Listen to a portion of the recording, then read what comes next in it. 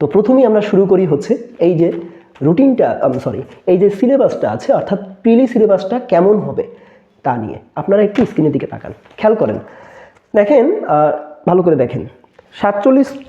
47তম বিসিএসে বাংলা ভাষা ও সাহিত্যে নম্বর ছিল হচ্ছে 35, সেইটাকে কমিয়ে 5 মার্ক কমিয়ে এই 50তম বিসিএসে করা হয়েছে 30। ইংলিশের উপরে ছিল 35, এখন সেটাকে করা হয়েছে 30। বাংলাদেশ বিষয়াবলিতে 30 ছিল, সেটা বর্তমানে কমে যেয়ে 25-এ দাঁড়িয়েছে। আন্তর্জাতিক বিষয়াবলিতে 20 ছিল, সেটা বর্তমানে বেড়ে যেয়ে 25-এ দাঁড়িয়েছে। ভূগোলে আগে ছিল 10, এখনও 10 সমান সমান আছে। বিজ্ঞানে আগে 15 ছিল, বর্তমানেও 15 সমান আছে। কম্পিউটার ও তথ্য প্রযুক্তিতেও 15 ছিল, বর্তমানেও 15 আছে, অর্থাৎ এই 50তম বিসিএসে সমান। গাণিতিক যুক্তিতে আগে ছিল 15, বর্তমানে 20, তার মানে আরও 5 মার্ক বেড়েছে। মানসিক দক্ষতায় আগে 15 ছিল, বর্তমানেও 15। আর নৈতিকতা, মূল্যবোধ ও সুশাসনে আগে 10 ছিল, বর্তমানে 5। তাহলে খেয়াল করেন কমেছে কোথায় কোথায়। বাংলা ভাষা ও সাহিত্য যেটা, সেখানে 5 মার্ক কমেছে। ইংরেজি ল্যাঙ্গুয়েজ অ্যান্ড লিটারেচারে 5 মার্ক কমেছে। বাংলাদেশ বিষয়াবলিতে 5 মার্ক কমেছে।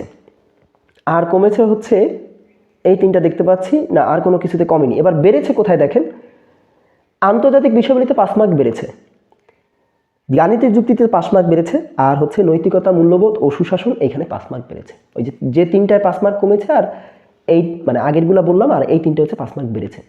তাহলে বুঝতে পেরেছেন ফোকাস এখন কোথায় কোথায় বেশি দিতে হবে, এটার উপরে আমি আসতেছি। এখন এই যে বাংলা ভাষা ও সাহিত্য এবং ইংরেজি ল্যাঙ্গুয়েজ অ্যান্ড লিটারেচার যেটা আছে, এইগুলোতে যে 5 মার্ক কমে গেল, এইটা বেসিক্যালি হচ্ছে আপনাদের লিটারেচার যে অংশটা আছে, সেই অংশ থেকে কম আসার সম্ভাবনা আছে। ইংলিশের বেলায় লিটারেচার থেকে কম আসবে, অর্থাৎ আপনার গ্রামার থেকেই 20, আর আপনার 10 মার্ক আসবে হচ্ছে লিটারেচার থেকে। কিন্তু বাংলার বেলায় লিটারেচার থেকে বেশিই আসবে। অর্থাৎ ধরেন আপনি একরকম বলতে পারেন কি যে ব্যাকরণের বেলায় আসলো আপনার 14টা, লিটারেচার থেকে দিয়ে দিল 16টা বাংলাতে। বুঝতে পেরেছেন? এটা একটু মাথায় রাখবেন।